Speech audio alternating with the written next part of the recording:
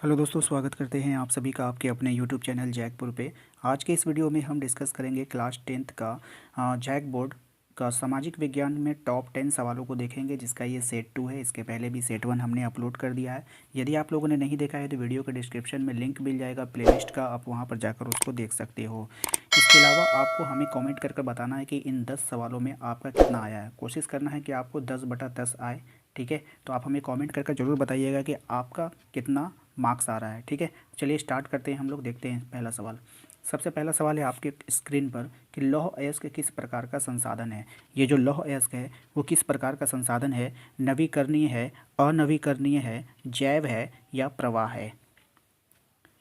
अगर आपका जवाब है ऑप्शन नंबर बी अनवीकरणीय, तो बिल्कुल सही जवाब है। 100% आपका जवाब बिल्कुल सही है। तो चलिए इसको पहले हम लोग समझते हैं। देखिए, नवीकरणीय और अनवीकरणीय क्या होता है, पहले इसको हम लोग समझ लेते हैं। देखिए, नवीकरणीय संसाधन जो होता है वैसे संसाधन को कहते हैं जिनको एक बार खत्म हो जाने के बाद भौतिक या रासायनिक या यांत्रिक प्रक्रिया के द्वारा दोबारा से प्राप्त किया जा सकता है। यानी वैसे संसाधन जिसको हम लोग कोई भी तिगड़म लगा करके दोबारा प्राप्त कर लेते हैं, तो उसको हम लोग नवीकरणीय संसाधन कहते हैं। लेकिन ऐसे संसाधन जिनको हम लोग किसी भी तिगड़म के द्वारा, मतलब आपको याद करने के लिए ऐसा वर्ड इस्तेमाल किया जा रहा है कि उसको हम लोग दोबारा प्राप्त नहीं कर सकते हैं, उसको हम लोग अनवीकरणीय संसाधन कहते हैं। नवीकरणीय संसाधन का एग्जाम्पल में आपको याद रखना है कि नवीकरणीय संसाधन जैसे होता है, जैसे जल होता है। जल को, जैसे आपने जल को खर्च कर दिया, ठीक है, तो उसको हम लोग क्या कर सकते हैं, भाप बनाकर उड़ा सकते हैं, फिर उसको हम वापस से बारिश के रूप में प्राप्त कर लेते हैं, ठीक है। उसके बाद हम लोग वृक्ष, वृक्ष आप काट दो तो फिर से हम लोग उसके बीज से फिर से हम लोग वृक्ष को उगा लेते हैं। हवा, हवा कभी ख़त्म होती है, कभी फिर से आ जाती है, ठीक है। उसके बाद अगर हम बात करें सूर्य, सूर्य का प्रकाश जो है कभी ख़त्म नहीं होता है, उसको हम लोग बार बार प्राप्त करते हैं, बार बार इस्तेमाल करते हैं, ठीक है। तो ये सब क्या है, नवीकरणीय संसाधन है। अगर हम अनवीकरणीय संसाधन की बात करें तो इसमें आप लोगों का आ जाएगा कोयला, ठीक है। क्या आ जाएगा, कोयला हो जाएगा। लौह अयस्क तो होगा ही होगा, ठीक है, कोयला है, पेट्रोल है। ये सब ऐसे संसाधन है ना जो एक बार ख़त्म हो जाएगा, उसको दोबारा आप नहीं प्राप्त कर सकते हो, ठीक है। तो कोयला, पेट्रोल। एक और होता है प्राकृतिक गैस। क्या होता है, याद रखिएगा, प्राकृतिक गैस, ठीक है। ये सब क्या है, अनवीकरणीय संसाधन है, ठीक है। चलते हैं अगले सवाल पे। अगला सवाल देखो क्या है, निम्न में से कौन राष्ट्रीय संसाधन है? निम्न में से कौन राष्ट्रीय संसाधन है? आपके पास ऑप्शन है, बाघ है, जल संसाधन है, और शमशान है, और या तो सभी होगा। बताइए इनमें से कौन होगा। देखिए, सबसे पहले हम लोग समझेंगे कि राष्ट्रीय संसाधन कहते किसको हैं। राष्ट्रीय संसाधन वैसे संसाधन को कहते हैं जिसका ऑथोरिटी, जिसको यूज़ करने का पावर, जिसका या तो आप कह सकते हैं पावर ऑफ अटर्नी, ठीक है, यानी कि स्वामित्व, जिसका मालिक कौन होता है, राष्ट्र होता है। कौन होता है भाई, राष्ट्र होता है। राष्ट्र का मतलब कौन, पूरा देश, देश की जो सरकार है, सेंट्रल गवर्नमेंट है, वो उसका मालिक होता है, वो उसको नियंत्रण करता है, ठीक है। वहाँ की जो संस्था होती है उसको नियंत्रण करेगा। तो जैसे हम लोगों का क्या हो गया, जैसे जल हो गया, क्या हो गया, जल, ठीक है। तो एक केंद्र में एक जल बोर्ड बना दिया गया, वो बोर्ड क्या करेगा, पूरे देश की जितने भी जल संसाधन उसको क्या करता है, नियंत्रण करता है, ठीक है, समझ रहे हो। उसके बाद कौन हो जाएगा, सड़क। ये सड़क क्या है, ये भी हमारा राष्ट्रीय संसाधन है। सड़क क्या है, राष्ट्रीय संसाधन है। नहर, अगर आपको नहर आएगा, ये भी राष्ट्रीय संसाधन है। रेल, रेल क्या है, ये भी राष्ट्रीय संसाधन है। बात समझ रहे हो सभी कोई। सरकारी ज़मीन, जितनी भी सरकारी ज़मीनें होती है वो भी हमारा राष्ट्रीय संसाधन है, ठीक है। ये सब आप लोग याद रखना। ये ज़रूरी नहीं कि आपका सिर्फ यही पूछेगा। तो इसका, इस हिसाब से इसका सही आंसर क्या हो जाएगा, option number B. Option number B इसका बिल्कुल सही जवाब हो जाएगा। राष्ट्रीय संसाधन में कौन आ जाएगा, जल संसाधन, ठीक है। सड़क भी आता है, नहर भी आता है, रेल भी आता है, याद रखिएगा, सरकारी ज़मीन भी आता है। ओके, नेक्स्ट सवाल पे चलते हैं।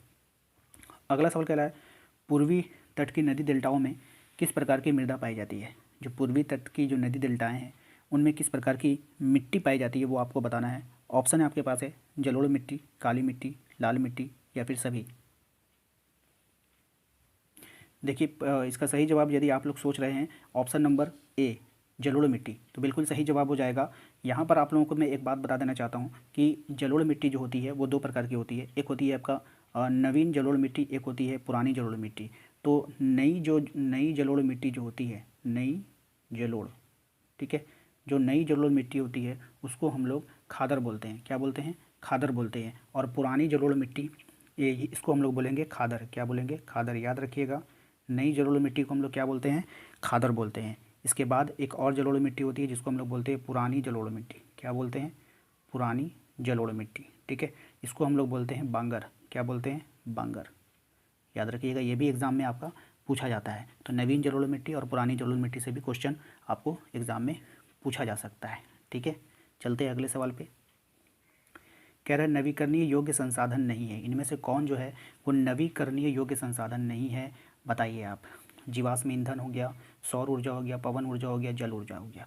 तो अभी हमने आपको बताया था कि नवीकरणीय योग्य संसाधन वो होता है जिसको हम लोग बार बार इस्तेमाल करते हैं, और अनवीकरणीय योग्य संसाधन वो होता है जिसको हम लोग एक बार इस्तेमाल करेंगे, दोबारा इस्तेमाल नहीं करेंगे। तो यहाँ पर देखिए, सबसे पहले यदि आपका ऑप्शन नंबर ए सही जवाब है, जीवाश्म ईंधन, तो बिल्कुल सही जवाब हो जाएगा, क्योंकि जीवाश्म ईंधन को हम लोग बार बार इस्तेमाल नहीं कर सकते, एक बार इस्तेमाल किए वो ख़त्म हो गया, ठीक है। चलते हैं अगले सवाल पे।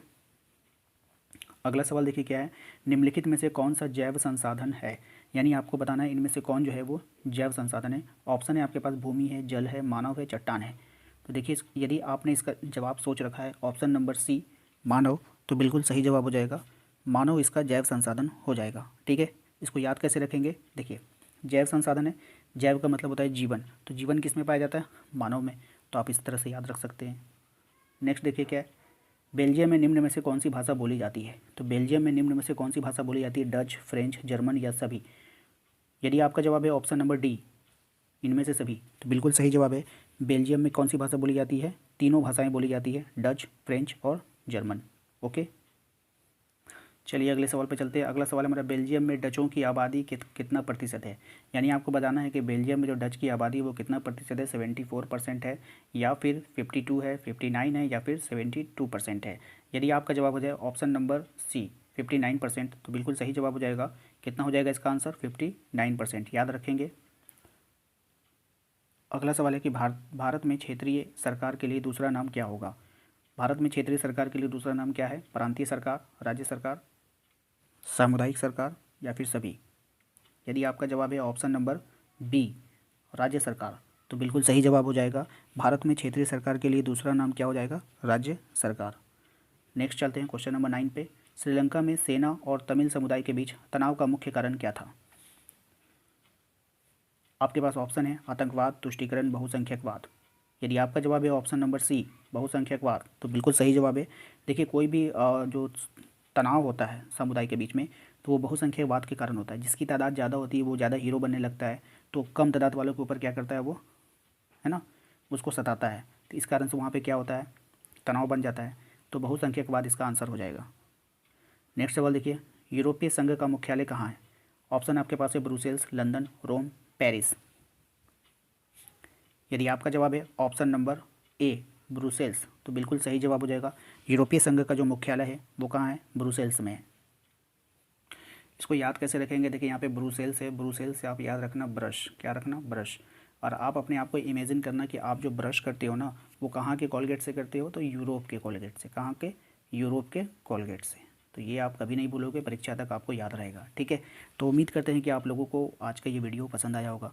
वीडियो पसंद आया तो प्लीज़ एक लाइक कर देना, शेयर कर देना सभी दोस्तों को। सब्सक्राइब नहीं किया तो सब्सक्राइब कर लेना, प्लेलिस्ट पर जाकर अपने एग्ज़ाम की तैयारी करना अच्छे से। और एक प्यारा सा कमेंट करके जरूर बताना आप लोगों का 10 में से कितना नंबर्स आपका आया है। मिलते हैं हम लोग अगले वीडियो में। Thank you.